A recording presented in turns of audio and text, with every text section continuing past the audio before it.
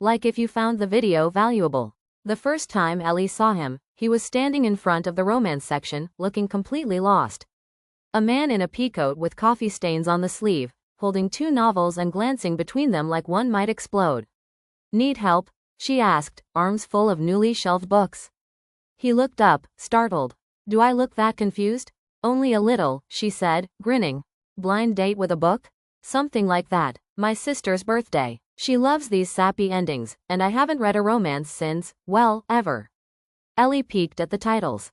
You've got a Nicholas Sparks and a Colleen Hoover. That's like picking between crying on a beach or crying in a kitchen. He chuckled, the sound warm and unexpected.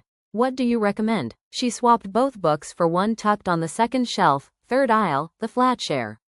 Trust me, quirky, charming, and no one dies. He looked at the cover, then at her. You work here? Nope. I'm just an overzealous library volunteer with strong opinions. A week later, he returned. I came to return the book, he said, holding it up. And to say thanks. Ellie blinked. You actually read it? Cover to cover. It was better than expected. She leaned on the counter. And your sister? Loved it. But she loved that I asked someone for help even more. Smart sister. I'm James, by the way. Ellie. He hesitated, then said, so, what's your favorite book? That's how it began. Every Wednesday, James returned with a new book in hand and a question. Ellie always had an answer, sometimes about the story, sometimes about life. She called it literary therapy. He called it the best part of his week. Rain always came and went outside the windows, but the space between the shelves stayed warm.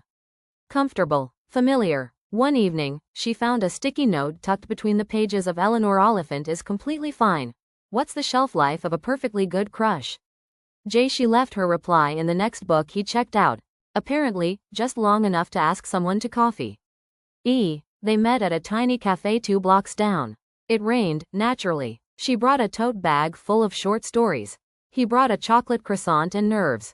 You know, she said, sipping her tea, most people just use dating apps. I figured falling for someone in a library had better footnotes. A month later, he kissed her beside the new arrival's shelf, his hands brushing the spine of a poetry anthology. She laughed against his lips. What? You're officially my favorite overdue discovery.